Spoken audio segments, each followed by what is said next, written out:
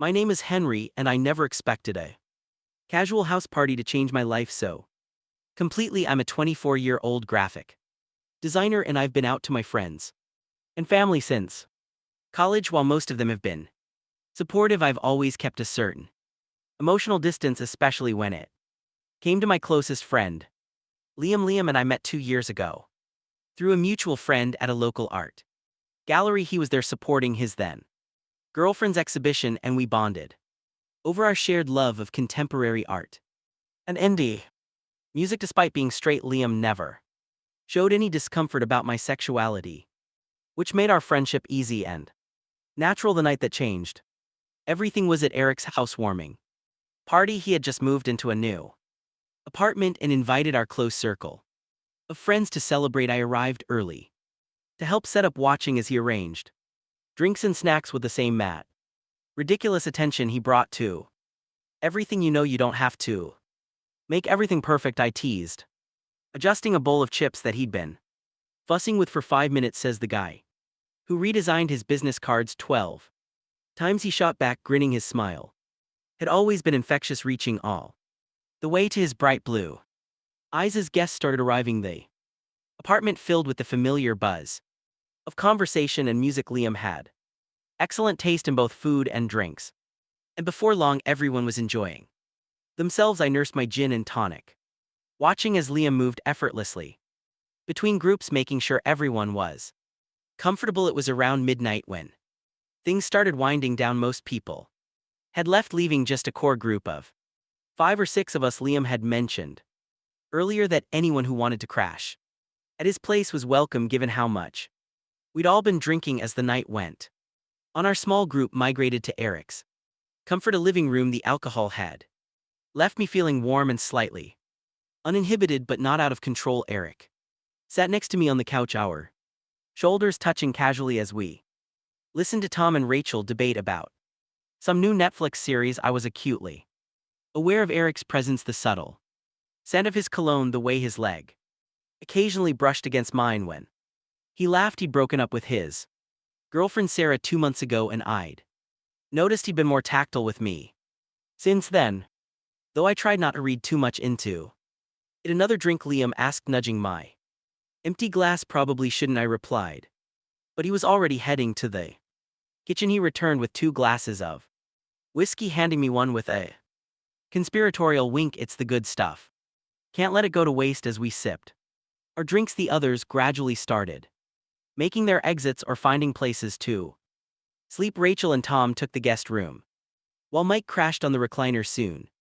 it was just Liam and me on the couch, talking in low voices to avoid waking Mike. You can take my bed, Liam offered. I'll sleep on the couch. Don't be ridiculous, I protested. It's your house. I'm fine here, Nate, he said, using the nickname only he called me by my bed's big enough for 2. We're both adults. Unless, he paused, looking suddenly uncertain, unless you're not comfortable with that. The alcohol made me braver than usual. I'm comfortable if you are. He stood up, offering me his hand. Come on. Then it's late and I'm exhausted. As I followed him to his bedroom, I tried to ignore the way my heart was racing. This wasn't the first time we'd shared a bed. We'd crashed in the same bed at parties before, but something felt different tonight. Eric's bedroom was neat and minimalist, with a large king-sized bed dominating the space. He rummaged through his dresser and tossed me a pair of sweatpants and a soft t-shirt. Bathroom's all yours if you want to change, he said, already pulling off his own shirt. I tried not to stare at his toned chest as I hurried to the bathroom. The t-shirt he'd given me smelled like him, a mix of laundry detergent and that cologne I'd grown so familiar with. When I returned, he was already in bed. Scrolling through his phone, I slipped under the covers on the other side, maintaining a respectful distance. The whiskey had left me feeling pleasantly buzzed, just enough to quiet the usual anxiety I felt around Liam. Can I ask you something? Liam said, suddenly putting his phone on the nightstand. Sure. He rolled onto his side to face me, his expression serious in the dim light from the bedside lamp. Have you ever been attracted to a straight friend? My heart skipped a beat. That's complicated, I answered carefully. How so? I took a deep breath, weighing my words. Sometimes it's hard to separate emotional closeness from attraction. And when you're gay, you learn early on not to develop feelings for straight friends. It usually just leads to heartache. He was quiet for a moment, then asked, "Is that why you've been different lately? More distant? What do you mean? Ever since Sarah and I broke up, you've been, I don't know, pulling away. We used to hang out all the time, but now it feels like you're always busy or making excuses." I hadn't realized he'd noticed. I just thought you might need space after the breakup. That's not it though, is it? His blue eyes search mine in the semi-darkness. Be honest with me, Nate. The alcohol in my system made the truth slip out easier than it should have. Fine, yes. I've been pulling away because I started feeling things I shouldn't, and I didn't want to make things weird between us. Liam propped himself up on his elbow, looking at me intently. "What kind of things? Don't make me say it," I whispered, my heart pounding. "You know what I mean." He moved closer, close enough that I could feel the warmth radiating from his body. "I need you to say it, Nate, 'cause I've been feeling things too, and I'm terrified I'm reading this all wrong." My breath caught in my throat. "What are you saying?" "I'm saying that breaking up with Sarah wasn't just because we weren't working out, it was because I couldn't stop thinking about someone else." His voice was low, almost vulnerable. "About you." I closed my eyes, trying to steady myself. "Liam, you're straight, am I?" His hand found mine under the covers. "Because I've never felt about anyone the way I feel about you, and it scares the hell out of me." "Look at me," I said, opening my eyes. When he met my gaze, I continued, "If this is just curiosity or confusion, it's not." He interrupted, "I've been struggling with this for months." "Why do you think Sarah and I really broke up?" "She figured it out before I did," said she. "Could see the way I looked at you, how I lit up whenever you were around." His thumb was tracing circles on my palm, sending shivers down my spine. "I don't want to lose you as a friend," I admitted. "You won't," he promised, "but I need to know if you feel the same way. Do you have feelings for me?" "Nate, yes," I whispered, the word hanging heavy in the air between us. "God, yes, I've had feelings for you for so long, but I never thought before I could finish." Eric closed the distance between us, pressing his lips to mine. The kiss was tentative, at first questioning, but when I responded, it deepened. His hand moved to cut my face, and I could feel the slight tremor in his fingers. When we finally broke apart, both breathing heavily, Eric rested his forehead against mine. "Been wanting to do that for months," he confessed. "How long have you known?" I asked, my hands still gripping his shirt. "Remember that night we went to the beach, when we stayed up talking until sunrise?" His fingers traced patterns on my neck. "That was when I first admitted it to myself. The way you looked in the moonlight, how natural it felt to be close to you. I wanted to kiss you then." I remembered that night vividly, how intimate it had felt, how I'd forced myself to maintain distance. "Why didn't you fear?" he admitted. "Fear of ruining our friendship, fear of what it meant about me. I'd never been attracted to a man before, but with you it's different. It's not about gender, it's about who you are." I pulled back slightly to look at him. "Are you sure about this? Because if we cross this line," instead of answering, he kissed me again, more confidently this time. His body pressed against mine, and I could feel his heart racing as fast as my own. When his hand slipped under my shirt, touching bare skin, I gasped, "Is this okay?" he murmured against my lips. "More than okay," I breathed, pulling him closer. The night unfolded in a series of tender moments and hesitant explorations. Eric's touch ease were gentle, almost reverent, as if he was discovering something precious. We took things slow, each new intimacy preceded by whispered questions and reassurances. "Tell me if I'm doing something wrong," he murmured, his hands mapping the contours of my body with careful attention. "You're perfect," I assured him, marveling at how natural this felt, how right. We spent hours learning each other, alternating between passionate kisses and quiet conversations. Liam told me about his journey of self-discovery, how he'd started questioning his sexuality after that night at the beach. I tried to deny it at first, he admitted, tracing my collarbone with his fingertips through myself into my relationship with Sarah. Tried to convince myself it was just a phase, but the more time I spent with you, the harder it became to ignore. "What changed?" I asked, running my fingers through his hair. "You did, or rather the way you started pulling away. It made me realize I couldn't bear the thought of losing you. That's when I knew this wasn't just confusion, or curiosity. These feelings are real. The vulnerability in his voice made my heart ache. I pulled him closer, kissing him softly. I'm not going anywhere. As the night deepened, our passion grew more intense. Eric's inexperience was overshadowed by his enthusiasm and attention to my responses. Every gasp, every shiver was noted and explored. When we finally came together, it was with a tenderness that brought tears to my eyes. Afterward, lying in each other's arms, Liam traced lazy patterns on my back. I've never felt like this before, he confessed. It's like everything makes sense now. Morning light filtered through the curtains, and I woke to find Liam watching me, a soft smile on his face. For a moment I feared regret or awkwardness, but he immediately leaned to kiss me. Good morning, he murmured against my lips. No second thoughts I had to ask. He propped himself up on one elbow. Only about why I waited so long to tell you how I felt. His free hand caressed my cheek. Last night was incredible. We lay there for a while, trading lazy kisses and gentle touches, until the sound of movement in the apartment reminded us we weren't alone.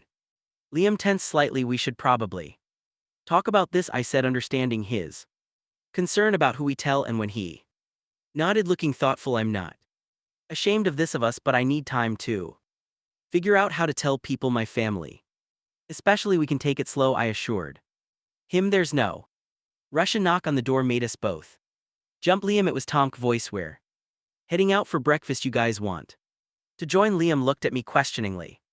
I nodded. Better to act normal than hide away. Give us 15 minutes, Liam called back as we got dressed, stealing glances and secret smiles. Liam suddenly pulled me into a kiss. Thank you, he whispered. For what? For being patient with me, for giving me time to figure things out, for being you. We managed to make it to breakfast without being too obvious, though I caught Rachel giving us knowing looks. Liam sat closer to me than usual, his thigh pressed against mine under the table, and occasionally his hand would find mine when nobody was looking. The weeks that followed were a beautiful mix of secret moments and careful navigation. During group gatherings we maintained our usual friendship, but stolen glances and subtle touches carried new meaning. When alone we couldn't keep our hands off each other. Liam spent more time at my apartment, where we could be ourselves without worrying about roommates or unexpected visitors. We'd cook dinner together, watch movies, cuddled on the couch, and spend hours talking about everything and nothing. One evening, as we lay tangled together on my bed, Liam brought up something that had been bothering him. Sarah texted me today, he said, playing with my fingers. She wants to meet for coffee. I tried to keep my voice neutral. Are you going to go? He nodded. I think I owe her an explanation. She knew you know about my feelings for you. That's partly why we broke up. What did she say? She said she could see it in the way I looked at you, how I always found excuses to touch you or be near you. She told me I needed to be honest with myself. He turned to face me. She was right. The next day, Liam met Sarah for coffee. When he came to my place afterward, he seemed lighter somehow. She was amazing, he told me, pulling me into a hug. Said she was happy for us, that she'd been waiting for me to figure it out. She even offered to help when I'm ready to come out to others. That night, as we lay in bed, Eric traced the contours of my face with his fingertips. I love you, he whispered, saying it for the first time. I think I have for a long time. My heart felt like it might burst. I love you too. 2 months into our relationship, Eric decided he was ready to start telling people. We began with our closest friends, inviting them over to my apartment one evening. So Liam started his hand finding mine. We have something to tell you guys. The reactions varied from shocked Mike to unsurprised Rachel, who admitted she'd suspected since the house party. Tom just grinned and said, about damn time. The support from our friends gave Liam the confidence to take the next step, telling his sister Emma she was his closest family member and her opinion meant everything to him. We invited her over for dinner at my place. Liam was nervous all day, checking and rechecking the lasagna recipe he'd insisted on making from scratch. She's going to love it, I assured him, wrapping my arms around him from behind as he stirred the sauce. And she's going to love us. Emma arrived right on time, and dinner went smoothly. As we finished our wine, Liam took a deep breath and reached for my hand. Empty Here's something I need to tell you, began Nate and I were together as a couple. Emma was quiet for a moment, then broke into a wide smile. Finally, I've been wondering when you'd tell me. Wait, what? Liam looked stunned. Little brother, I've known you were in love with Nate for months. The way you talk about him, how your face lights up whenever he's around. I was just waiting for you to figure it out yourself. Eric's grip on my hand tightened as tears welled in his eyes.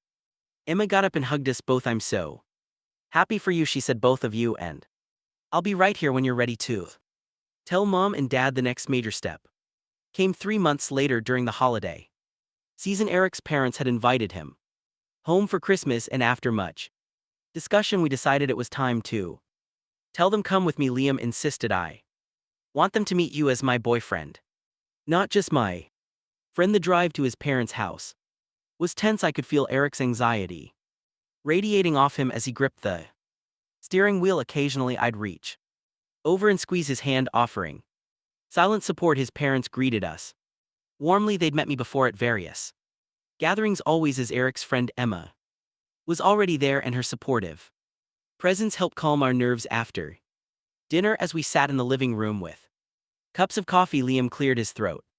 Mom, Dad, I need to tell you something. His voice shook slightly. Nate isn't just my friend, he's my boyfriend. We've been together for several months now. The silence that followed felt eternal. His mother sat down, her coffee cup slowly, while his father's expression remained unreadable. Are you sure about this? His mother finally asked. You've never shown interest in men before, I'm sure, Eric said firmly, reaching for my hand. I love him and I'm still the same person. Doesn't change who I am. His father stood up suddenly, and my heart sank, but instead of the anger we feared, he walked over and pulled Liam into a tight hug. You're my son, he said gruffly. Nothing will ever change that. His mother joined them, tears in her eyes. Then to my surprise, they both hugged me too. Welcome to the family, his mother whispered later. That night, lying in Eric's childhood bed, his parents had insisted we stay over. He turned to me with tears in his eyes. Thank you, he said softly, for being patient, for loving me, for everything. I kissed him gently. Thank you for being brave enough to be yourself. Looking back now, a year after that house party that changed everything, I'm amazed at how far we've come. Eric has fully embraced his identity, though he prefers not to label it. I just know. Love you, he always says. We moved in together last month, and our apartment is a perfect blend of both our styles. Our friends joke that we were basically living together anyway, given how much time we spend at each other's places. Sometimes late at night we talk about that first evening, the nervous tension, the whispered confessions, the way everything changed with one kiss, how a simple house party led to the most important relationship of our lives. Love doesn't always come the way you expect it to. Sometimes it's been right in front of you all along, just waiting for the right moment to reveal itself, and sometimes all it takes is a little courage, a lot of trust, and the willingness to take a chance on something beautiful.